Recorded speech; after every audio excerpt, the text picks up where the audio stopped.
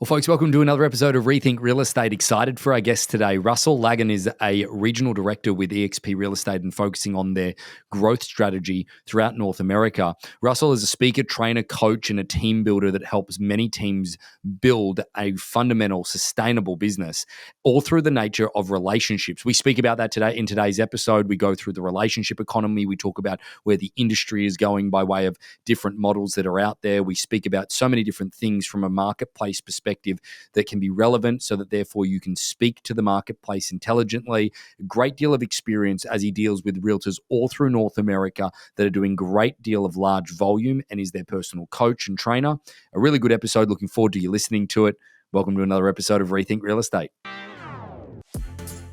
Welcome to Rethink Real Estate. My name is Ben Brady, and this is a real estate podcast aimed to deliver sales strategies, marketing tips, and business insights from industry experts and myself to build a listing-focused business for the future. Let's get into it. Well, ladies and gentlemen, welcome back to another episode of Rethink Real Estate. Russ. Obviously, everyone's gotten to know you from the introduction that I've given you into this, and I don't know whether it's a good or a bad thing that you're associated with Chris.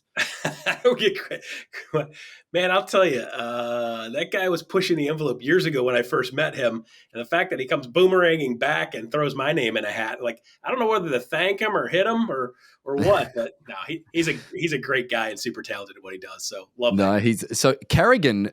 Is it Carrigan Real Estate is where you guys met? That was Carrington. Carrington, there you go. Okay.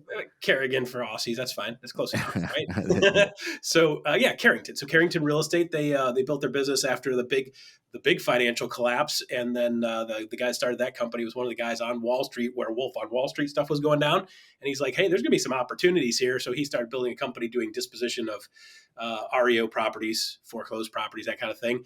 Has a mortgage company that was rolling with it, and then they were like, hey, why don't we leverage all the dollars instead of referring all this business out? And they started the real estate side, and then you go up into 2014-15, real estate business stopped.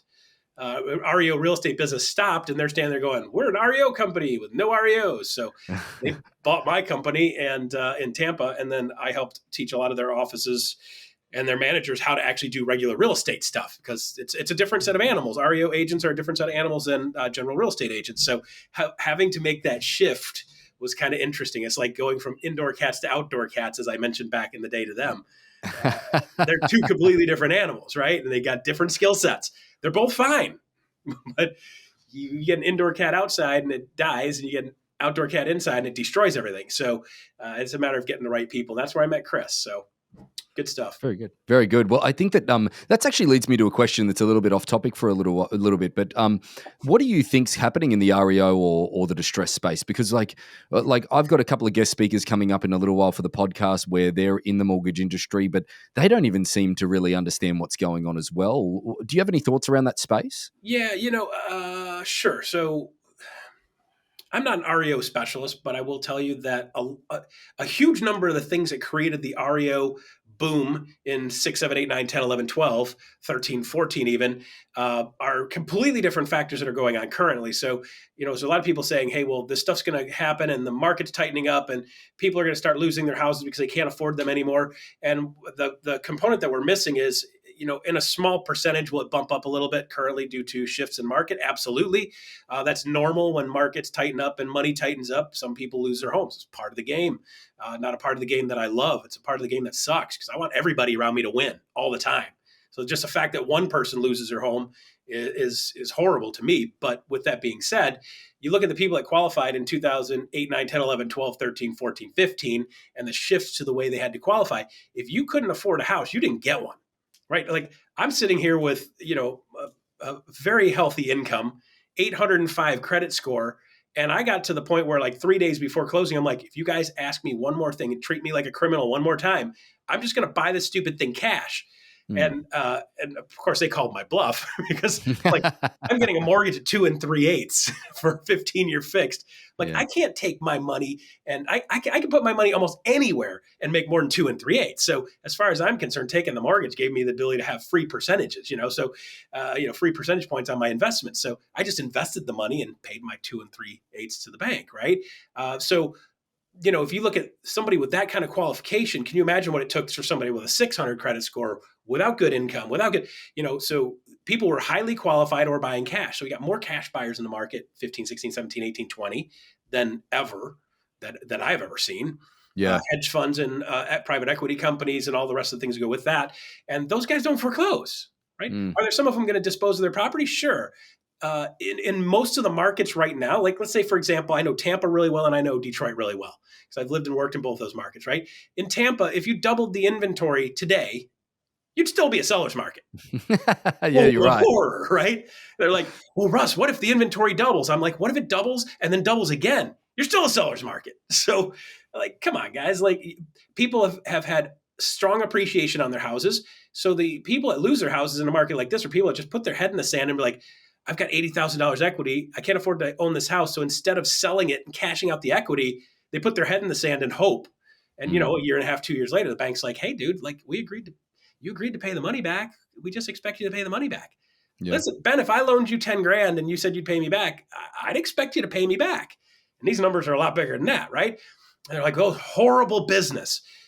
You agreed to pay it back. You didn't. And I understand life circumstances happen. And those are those situations should be rules and there should be reasons to fix some of those. But for the normal stuff, it's like, hey, pay your money back or they take your house. And that's happening very, very minusculely because people have so many other options.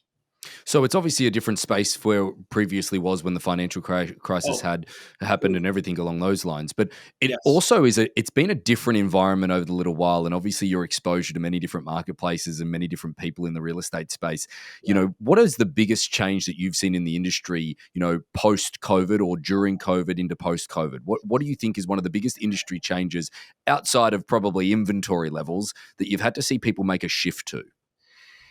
Yeah, it's I think probably one of the bigger shifts that I've seen come through the market in the last 4, 5, 6 years, particularly going up into 2020 and COVID hitting, is a lot of people were doing a lot of things that were not referral-based business. And really, reality, when push comes to shove, when a market shifts and a market tightens up, people are more likely to want to do business with people they know, like, and trust. And then the factor is, like, so many people go online and find all the info, and they're still going to call somebody they know, like, and trust. And I think a lot of people said, well, hey, it's COVID. I'm just going to turtle. And they just pull their head in and just pull your head in and wait. Like you said you had Mike Ferry on here once. Mike Ferry, he's like, if you're going to do business like that, you might as well just lay down and wait for death. Right? I always loved that one. That was one of my favorite things he ever said. And it's the same thing. You pull your turtle head in. If you're in the middle of the road and you pull your head in and wait, you're going to get hit by a car. I mean, that's the deal, right? So, if you're on the side of the road and you pull your head in, you're probably all right. But still, at the same time, you got to actually get engaged in the business, and you've got to be engaged and active doing things that actually drive business to you and build credibility. People stop building credibility because they're doing a lot of nonsense things that don't build credibility. They're not thinking, how do I build a relationship? They're thinking, how do I get business, right? So there's a shift to business was like, if you got something that was boom, boom, boom, firecracker 500, well, now you actually have to put a little more time, energy, and effort in. And people are pulling back to the people they have relationships, known commodities, people they feel are an expert. And unfortunately, in the real estate industry, there's a lot of real estate agents that won't answer this question well. When I ask them in their market, standing on stage, like, what's the supply of homes? I did this a week ago. What's the supply of homes in this market? Crickets. Okay, all right. So let's back up. How many of you guys in this room are experts? And everybody puts their hand up. And I'm like, all right, so now pick your feet up. After put your hand down, pick your feet up, because I'm going to smash some toes if you leave your feet on the ground. If you're an expert, you should know what the supply of homes in your market is. Like, that's basic 101. It's like, I am a chemist. What's the chemical composition of water? Like, I'm not even a chemist and I know it's H2O, right? So with that said, like, there's some really core basic things that real estate agents need to do, and they need to be the ones standing up telling the story. Instead of the real estate agent standing up and telling a story of what's going on in this market, we let the others outside of us tell what's going on in the market. And unfortunately, they're usually 3, 4, 5, 6 years behind. I remember being in Tampa in like 2017, 18, something like that. And the news person gets on there and says, the real estate market in Tampa is really heating up. And I'm like, 4 years ago? 4 years ago, like, inventory is just rocketing down. And they're like 4 years later, it's like, you do not want to listen to the news for real estate advice, right? You don't, because they're way behind, and they know, for the most part, with a lot of things, they're supposed to be right. They know they got to be right. So they're going to wait till they know they're certain it's moving in a direction. And that's usually 3-4 years later they find out. Say, hey, when's the best time to buy a house? Yeah. The best time to buy a house is before the market changes. The best time to buy a house is 20 years ago, right? Yeah. What's the second best time to buy a house? Well, I think that the second best time to buy a house in anybody's purchase decision is whenever you can. Now. Now. Yeah. Yeah, whenever you can. So there's a lot of people who just say, hey, well, if you're going to buy a house and only hold it for a year or two, you got to really know what a market's doing. You got to really have a knowledge set and a guidance person. You need a Yoda to make sure you're not doing something crazy, right? But in general, for most people, they need somewhere to live. If you're going to go long term, 5, 6, 7 years, barring a really weird deal, market's going to be, even if it's flat, you still put more money in your pocket net. People are like, oh, Ben, interest rates have gone up. I'm like, yeah, you're renting. Your interest rate is 100%. Yeah. So you're throwing away 100% guaranteed. Even if the house went down 10% in the next year, if you hold it for 4 or 5 years, it went down 10% in the next 5 years, you're still ahead. Yeah. Because you're only, you're paying down some equity, you've got some principal going on, that kind of stuff. And then even if the house doesn't go up, you're still not throwing money away. So it's just run the math equation and it makes sense to people. And real estate agents stop telling the story and making sense. So you're saying that the people obviously need to be an expert in the field. There's no question that has always been the case. But from a relationship perspective, what would you say that somebody that hasn't really focused on relationships as well as they could, or somebody starting in the business, what are the fundamental things that they need to think about when it comes to the relationship element of their business? I would say number one, most important thing is figuring out, number one, how do you add value to people's lives, right? So let's think about a relationship. Ben, you're in a relationship with a fine other human. I used to say other thing. Fine other human. Pick whatever you want, right? It's a new world. So you're in a relationship with a fine other human. If your job is to try to get something from them, how's that going to go? Great. Yeah, right. So I'm thinking about my relationship now really well for me. Right. So keep trying to get. So the reality is, what you'll find is, in most relationships, the more you give, the more you get. Right. The more you give, the better the relationship is, and the more you get. Right. So when you start thinking, shift from trying to get business to try to give value, add value. And when you start adding value consistently over time, then people start to see you as a resource and start to see you as their resource, which is great. So it's all of the things outside that we are, as real estate agents, we touch a bunch of different things, and we can become a resource for a bunch of different things. So if you become a resource to people, and you can become a resource for non-real estate stuff, they're more likely to use you for real estate. Yeah. So people try to go straight at it. It's like, want to buy, sell, how? Well, so some of the coaches out there, and a couple of them, they'll teach you, every 3 weeks, you call everybody in your sphere and you just ask them a simple question. Who do you know thinking about buying or selling real estate in the next 30 days? And I'll tell you what. It becomes a little metallic at that point, doesn't it? No. It becomes poisonous, right? Yeah. So what happens is, your own mom's not going to pick up the phone because she knows what you're going to ask her. Yeah. You just alienate everybody. And for a number of years, that kind of stuff worked really well. But what we find is that people are more savvy now.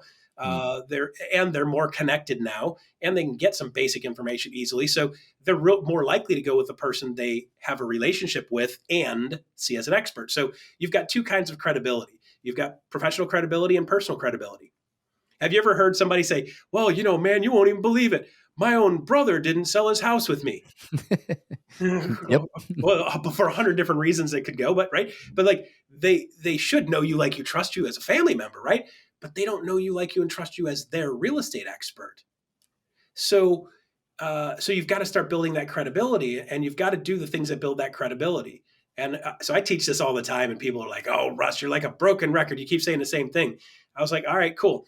So let me ask you a question, Ben. If I asked you a question and the answer was D, and every time you answered D, you got $100, what would you like to answer for the next question? D.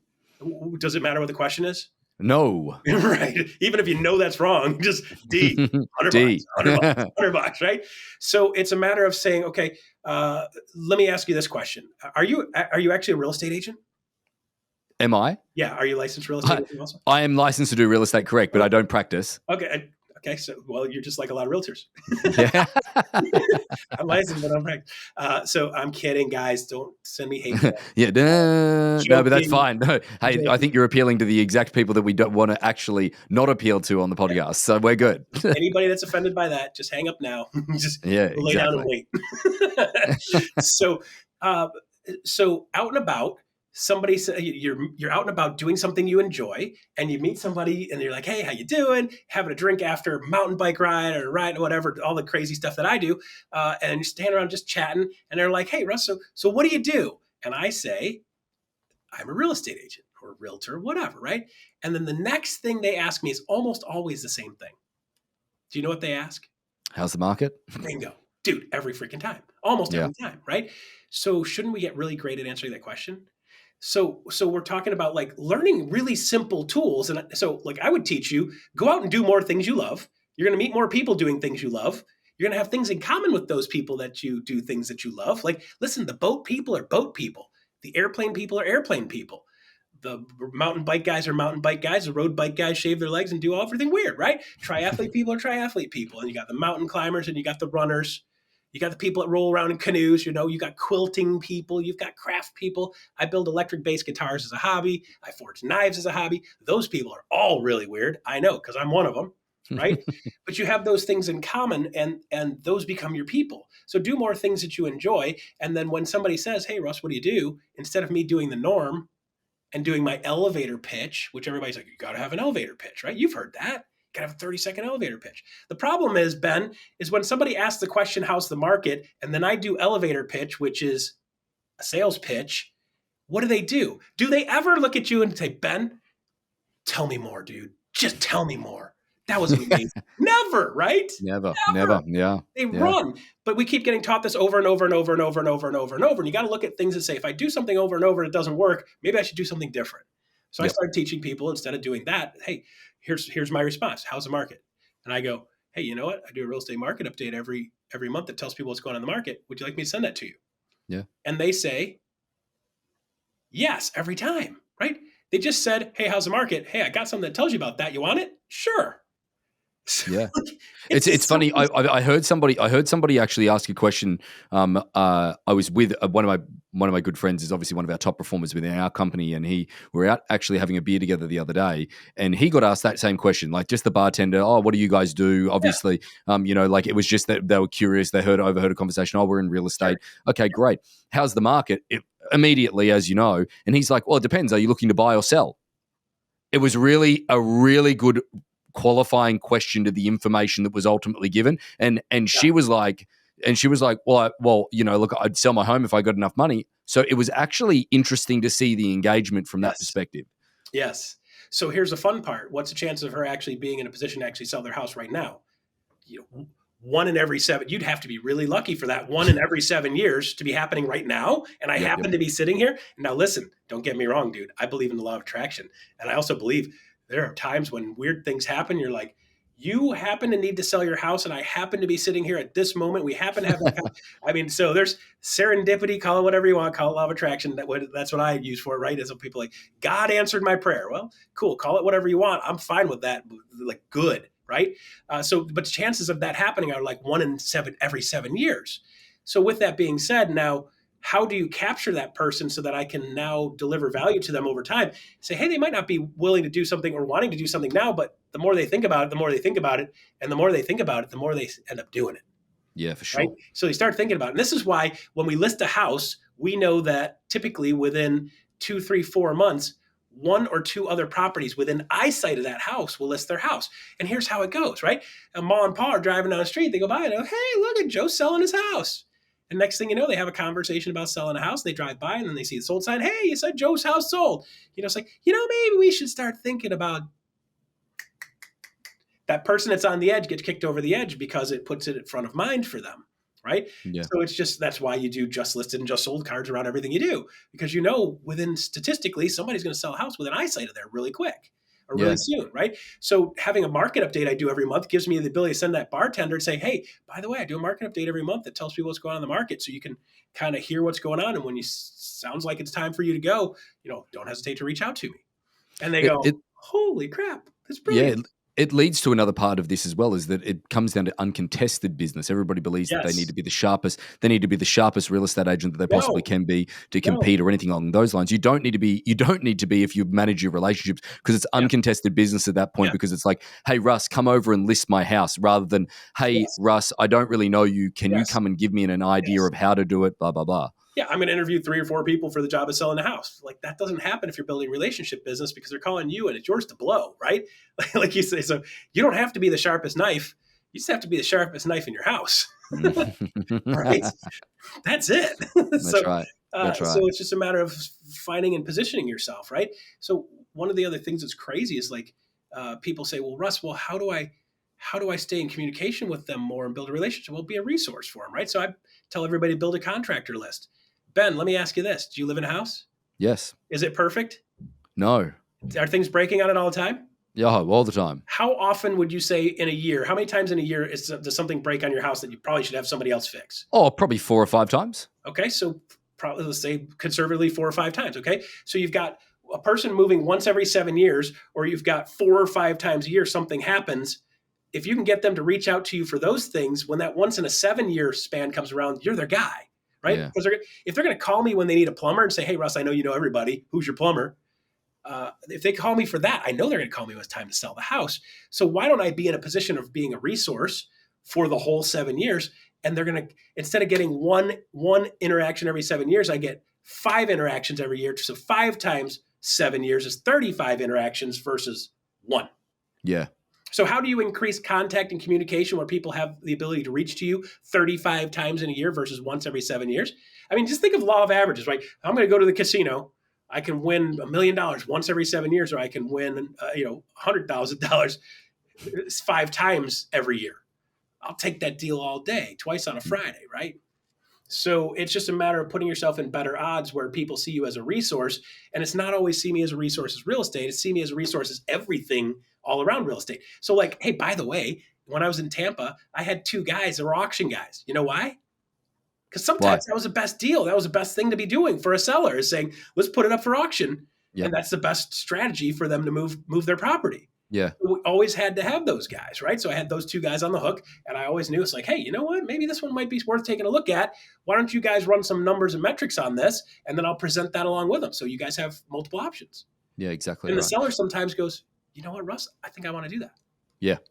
Yeah, absolutely. Well, Russ, I guess that the other part of this as well, in that relationship building side of things, is that do you believe, though, you have to remind them at least annually that you're in real estate? Because one of the big things that I will say is that if an agent simply is too passive in the sense of that just trying to provide them value external to real estate, I've seen many agents lose business or not even get an opportunity to list business or go in and pitch for the Yes. business, essentially, Yes. because they're not Yes. reminding them they're in real estate enough. Yes. Well, so you have to have a ratio, right? So I say, guys, what I don't want to see on your social every day is like, here's me in the stupid oversized key. We just sold a house, because then people just kind of tune you out, right? But if that's like 1 in 5 is I'm a realtor, but keep in mind too. So here's a position on those things. Hey, I'm Russ the realtor, and I build a contractor list to help my customers and clients now before they're selling a house, and after they buy a house. I want to make sure I'm a resource for them. So for that reason, I'm adding plumber to my thing. If you guys know a plumber, send them my direction.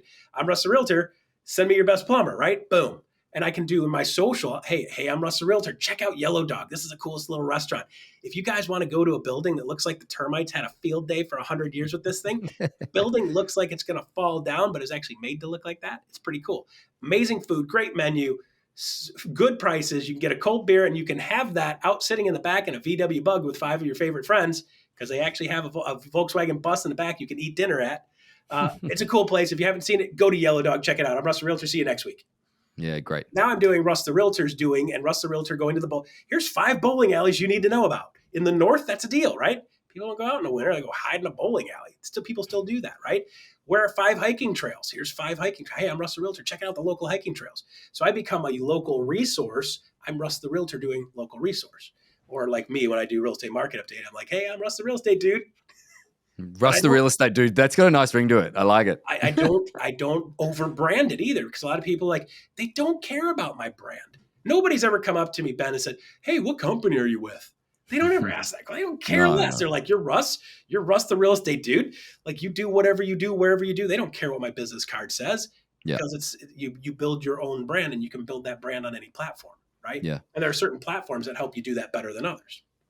So, Russ, we've obviously established that relationship is going to be the key over the last couple of years as the inventory levels have tightened. Yes. Relationships are the key, and if you don't Yes. have a business like that, you need to build it. But Yeah. where do you think we're going? Give me an idea of where you think we're going in the next 2 years. What do you think industry change is going to look like? What do you think people need to be focused on? I know it's a broad question, but there's a lawsuit that just got class action status at the moment that's looking Yeah. to erode the buyer side commission as well. So Yes. people need to start focusing more on the listing direction of the business if that's going to be a constant threat. We know that because our company is an international company where the US and Canada and Mexico is still the only Yeah. countries out of 11 that we operate in Yeah. that actually has a buyer side. So, Yeah. where do you think we are going from an Right. industry in the next number of years?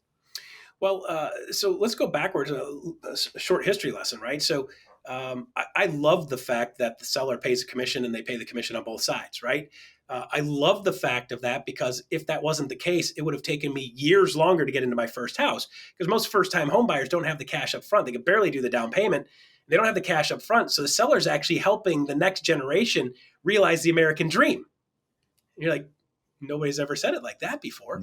So then the seller gets mad. We're like, I got to pay both sides of the commission. Hey, well, hold on, Tiger. When you bought your first house, did you pay the realtor? No. So the seller paid the realtor on your behalf. So you know what? Suck it up, Buttercup. It's now time for you to pay the piper and help the next generation come in. So really, every generation moving up helps the next generation moving up, because it's a cash flow issue on the buyer side. And the seller, typically in most markets, statistically, historically, have more cash in hand, and they have the wherewithal and the ability to pay. So then people are able to move up to that next level. So with that being said, where are we at today? So a couple of things. Okay. So number one, I think it's going to become even more of a relationship business. Okay. So if you look back 2012, just about a million realtors in 2012, 2022, 1.6 million realtors. Mm. Okay. 2012, 5.5 million sales a year is pretty normal, 5.5 million plus or minus nationally. It's at 4.5 currently. And nationally, we have a housing shortage of about 1.5 million homes. So not only do we have a shortage of housing, but then we have lowered house sales. And here's what's happening. So in a normal market, you have a normal flow. You have buyers and sellers, and you have the normal churn, right? It's, let's say, 5, 6, 7 months supply of homes. You get a certain amount of homes come on the market and buyers come on the market, and it has this ability to flow and make movements, right? So what happens is inventory goes down, and then the buyers are competing for houses, so it drives prices up, which makes it harder to compete for houses for some buyers. So some buyers are settling for less. And then what happens is now the seller's saying, hey, you know what? COVID shifted. I need to do something different. I'm working from the house. This house doesn't work for us, so I need to do something different. And they're like, I need to sell my house. And they're going, okay, cool. Well, let's go find a house. Wah, wah. We Yeah. can't find anything either. So they're like, well, I'd love to move, but I can't move because I can't find something, and I don't want to sell my house first and then hope to buy something, because I could be homeless for 5 or 6 months or 7 months or permanently, right? I'm not willing to do that. So I'm just going to make do with what I got, which is why you've seen remodeling go up too. Yep. Yep. So remodeling has gone up and home construction stuff has gone up, and people are like, you know what? How do we adapt this house to make it work until the market shifts so that I can make the move? So here's what has actually happened, and you can track some of these numbers in a lot of cities. Inventory jumps up a little bit for whatever little hiccup. 2020, everybody stopped, like, okay, everybody stopped. Then the inventory creeped up, and then as soon as people opened the doors and looked around, the buyer's like, oh, holy crap, there's houses. And Mm. they go, boom, they snap them up, right? So you drop 10,000 houses in the Tampa market today, they'd be gone by the end of the week. 2 weeks, 3 Yep. weeks, they'd be gone, right? That'd just suck it right back in and go right back to where it was. So the problem is we've got a stagnation issue. And you say, well, Russ, how do you know you have a stagnation issue? Well, we have 4.5 million homes sold last year instead of 5.5, which means a million people decided not to move. For what reason? Because they were in lock. They were in lock, right? They can't find something to buy, so they don't sell. And then they don't sell, and then the other buyers can't buy, and you end up with this just flat stagnation, right? So what has to happen for that to change? Has to be a supply. Inventory has to go up, right? Yeah. Yeah. Or buyer level has to drop off substantially, which ultimately makes the inventory level go up. So what happened last year is interest rates went from 3.5 to 6.5 over the span of a year. And a bunch of buyers are like, holy crap, I'm not going to buy a house. And then they're like, well, this is stupid. I'm still going to have to buy a house. I just have to buy less house. So what happens is people didn't say, hey, I'm not going to buy ever. They're just like, I'm not going to buy now because they're freaked out. And then they go out and they can't find, and they're having to compete. And all these properties are going 10, 15, 20, 30, 50,000 over asking price. So instead of looking at 300, they should have been looking at 250 and being willing to go 20 and 30 over asking price. Boom, they'd have a house. Yeah. Instead, they're looking at 300 and they're not willing to compete at 320 and 330. So it's a mind shift has to happen so that we as real estate agents shift the buyer's thoughts to, okay, you're qualified to 300. We know there's bidding wars on everything. So let's look at everything at 275. So if we have to go 10 or 15 over, we're still good, right? Now we're planning for success. And once the industry starts to get, hey, by the way, we got to readjust the buyer's expectations and get them in a position where they're looking at the right stuff so they have a chance to be successful, that'll start moving a little bit more, but we still don't have houses to buy. Yeah. So supply has to go up. That's it. Builders slowed down buying. 2020 slowed down builders buying. So by the way, do you think supply is going to go up? I think it has to. It can't where we are right now. Yeah. Right. So that's the problem. Is like, I know what I want it to do. I know what I hope it'll do. And I know what I think it should do, but no wishing and hoping and dreaming can make that happen, as opposed because you still have people in the same conundrum. Something substantial has to change to make that balance shift again to let that inventory go up. What do you think about though? What do you think about though the distressed element of the marketplace is not at play whatsoever, but that there's an institutional investor that is out there now that is snapping up. Apparently, they snapped up. They were literally 20% of all home sales last year was to institutional investors. Yes. Now that said, though, those same institutional investors, and this is where I say where an inventory supply is going to come from, is that. And hopefully this is the case. Like, Russ, I'm just being optimistic because the marketplace needs a little bit more transaction at the moment. You're just as aware as that. But realistically, those same institutional investors that have purchased homes in North America hold very, very large portfolios of commercial real estate. Yes. And apparently the commercial real estate element side is the tipping point. You know, in 2008, it was the residential housing crisis. Yes. They say that next year, or whether it be later this year, I think there's $2 trillion worth of commercial loans that are meant to reset. They say it's going to be the commercial side of the business that ultimately then topples that, and then you see that ripple effect into residential. Now, at the moment, the residential market could absorb that with not taking much of a hit on pricing, but realistic, what do you think about that situation? Yeah, so, I know a couple of people on the commercial side. They're the experts in that, probably way more than I am. Yes, I could see how that could play out potentially. I could see also how that doesn't really change the fact that we still don't have the supply, and the sellers still can't sell their house because they can't find something to buy in a lot of markets. So ideally what happens, or typically what will happen in this scenario, and we've seen this once or twice in history, is the market just stays flat. It just goes nowhere. It is just flops. It's not dead. It's not alive. It's just flopping around on the street. And we're waiting to see if it gets kicked back into the water or gets eaten by a bird. We don't know yet, but it's out there flopping around. And it's still flopping around. So in that regard, would I love to see an inventory burst, go way up? Yeah, absolutely. What'll happen is you'd have a bunch more sales. Yeah. And that's good for everybody. So, hey, by the way, we're on the real estate side. I don't care if they're buying or selling. It's a transaction to transaction to transact, right? People are buying and selling, getting married, getting divorced, dying, having kids. All of that stuff is going to keep on going on. It's always going to happen. It's like, get in the hairstyling business. Hair is going to always grow. Well, should. Always grow. Should. There you go. Should indeed. Yeah, indeed. It's a job security. So from my perspective, I see it going flat. Can I see that harming the residential market? No. Small effect around the outside? Yeah, sure. Because again, it doesn't change the fundamentals that we still don't have enough supply, and the builders aren't building enough to be able to keep up. So we're getting behind on that. Institutional buyers are buying a ton. I would love for the institutional buyers to go, you know what? It's going to be flat for the next 2 years. We should unload some of our inventory. And then what's going to happen is they'll unload some of their inventory and it'll start driving prices up because people start moving again, and the inventory will drop back down. The prices will go back up and they'll be like, oh, we should have stayed in. And then they'll get back in again. Where does it end? Where does it end? It ends with something major happening. And I don't know what that's going to be. If I knew what that was, I'd be on an island talking to you. Yeah, does it have to be major? That's what something I think that with the Silicon Valley Bank and everything like that that happened over recent times, it's funny. It was like venture capitalist is what people call Yes. the people that had their money there, Yes. and they were calling them. I think it was like venture catastrophists. Like Yes. they were just making a huge scene out of this situation. Yep. Does something major have to happen? Like maybe we're in a situation where something major might not happen. And that's where you're going to see people in real estate or people that are on the fence making decisions Yeah. be disappointed they never actually just made a decision regardless of the Yes. marketplace Yes. and what it was doing at that time. Yeah, so we've got a housing shortage. So let's go backwards again. So we've got a housing shortage. So people have been sitting out of the market. We got pent up demand. 2006, 7, 8, 9, 10. Everybody's like, I'm not buying a house. You'd be nuts to buy a house. So you got 4, 5, 6 years of pent up demand. Nobody wants to buy a house in a market getting crushed, right? That's where the hedge funds started picking stuff up, and they're like, we don't care. They got crushed. Perfect. Let's buy. We're in a long term game. So we still have that housing shortage. So you just like, let's say so much water piled up behind the dam, and you poke a little hole in it, the dam opens up. You still got that pent up demand back there. And that's what's been kicking through over the last 5, 6, 7, 8 years.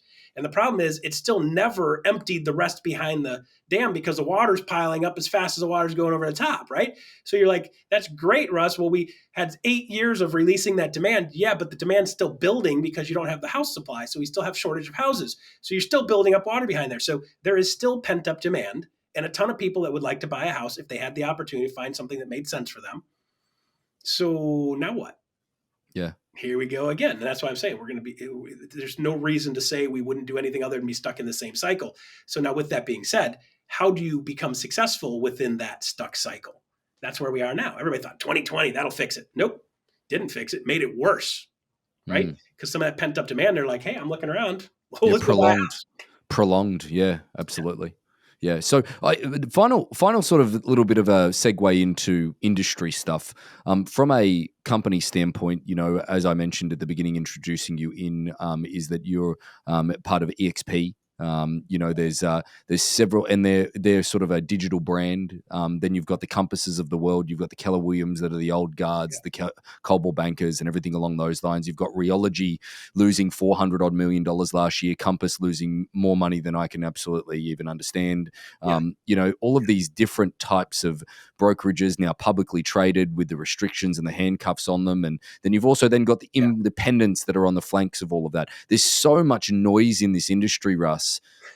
What are you optimistic of for the industry? Where do you think that side of the business is going from a offering perspective? Yeah. So I could tackle that 800 different directions. So let's two things. Fundamental philosophy for me, right? There's plenty for everybody, right? There's plenty for everybody. There's a reason there's a McDonald's on every corner. And by the way, Burger King's not too far away, and there's a Taco Bell right down the street, and there's KFC down the street. And by the way, Chick-fil-A is doing awesome too, because there's people want choices, right? And not everybody is cut out for it. People say, "Well, Russ, your company is the best company for every agent can do better here." And my response to them is, no, that's delusional thinking. That's not the way the reality really works, because there are some people that will excel being in an environment where they can go into a building and have their people and have their crew and sit down and have the coffee. And that traditional model, there are people that will only excel in that traditional model. Would they do well in my model? Not so good, not so much. Could they do well? Sure. Are there ways to adapt and adjust to make it work within that? Absolutely. But the reality is some of those people, they belong where they are, right? So number one, there's plenty for everybody. Number two, there's no one brand that is the best brand. You got to find the best brand for you, right? I'll have people sit down like teams and brokerages and they'll say, well, Russ, I know you're just going to try to convince me to go there. I'm like, no, I want to help you make the best decision for you. And there's been way more than one time, Ben, I look at them, I go, you know what? You're not the right fit for here, because this, and this. And because of that, this is probably a better spot for you because of this, and this. And they're like, are you telling me not to come there? Well, yeah, it's not a takeaway. I'm telling you, that's the best spot for you because of your mindset and where your brain is, right? So the first thing first, when we start talking about real estate brokerages, you got to ask the person, it's like, well, tell me about your business. What does your business look like? What do you want your business to look? What do you want it to look like? And then based on that, you make a recommendation of whether the business is the best for them, versus going, well, our company does this and this and this and this. And like, nobody cares. Nobody cares what we have. They just care how what we have makes their business move, because they have their goals and dreams. And if our company isn't the right one to help them make their dreams and goals happen, then I don't want them here. I want Yeah. them to be in a place where they get their life's dreams. They change their life's family, change the fortunes. They set up a legacy for their family. They don't have to make every decision based on dollars. Wherever that is, that's where I want you to be. Wherever that is best fit for you is where I want you to be. So with that being said, with the shift in the market and the way the market changed, 8, 9, 10 years ago, you really needed an office for a couple of key things, right? And then the digital world changed and all the documents are digital. And now I can do my whole file and I don't have to actually deliver a paper file to the office, which was one function. Like, you need to have a paper file because it wasn't convenient. Were there certain things available? Yes, but it wasn't convenient and it wasn't readily accessible. Now it's super readily accessible. I can do my whole business from my laptop. I don't have to go. I could literally be anywhere in the world and do a deal, and I can access everything. I don't need a printer anymore. Who uses a printer anymore, right? So, I mean, are there some people you can use a printer? Sure, great. That's wonderful. But when you look at the amount of cost it takes to be able to run a full brick and mortar business, I managed at one point with Carrington. So in the Chris Cochran days, right? I had 28 offices under my purview across the south half of the country. And the cheapest ones were $7,000 and $8,000 a month to break even. Oh yeah, some of those spaces are just ridiculous. Yeah, and that was with a person in an executive suite, right? So when I look at my normal regular real estate office, it's $15,000 to $20,000 for the space. So you're 20 grand or a month plus or minus just to break even, just on having space and the things that go with it, right? So when you look at that and saying, if I can remove that overhead, it gives me the ability to have better technology. So if I don't have that cost and you do, I can do things you can't do. I can provide tools you can't provide. I can have things you can't provide unless you actually up the cost, including, and where does that money come from, right? So the way you pay off the bills every month is real estate agents do sales and we take a piece of their commission. So in a traditional real estate model, if you're not north of 22, 23% company dollar, like 22, 23% company dollars usually break even. So you got to be at 23, 24, 25, 26. So when I look at somebody's P&L and pull their business apart, I'm like, I sit down with them like, okay, so how much money are you losing a month? yeah, right? yeah. Because Yeah. I'm doing the math in my head. I'm going, all right, you can't be less with a small 3,500 square foot building. You can't be less than 20 grand a month. And that's not including paying you. And then you look at certain model, there's a model with a balloon, and they had to be at 20 agents in their system to be able to break even. Once you got to 20 producing agents paying the monthly, you broke even. That means you don't get a check until 21 comes in the door. Otherwise, you got to be selling houses. And then they adjusted their model. And now they've got some people at 80-20 splits and some people at 70-30s, and they got some people paying the monthly. Now you need 30 or 40 agents to be able to break even on that model. So what happens is when we look at the P&Ls on these guys, when we see somebody that's at 5% profit margin, we're like, dang, that's strong. 5 is strong, right? Yeah. And most real estate agents don't know this. A lot of people getting into owning their own brokerage don't realize that's a big number usually.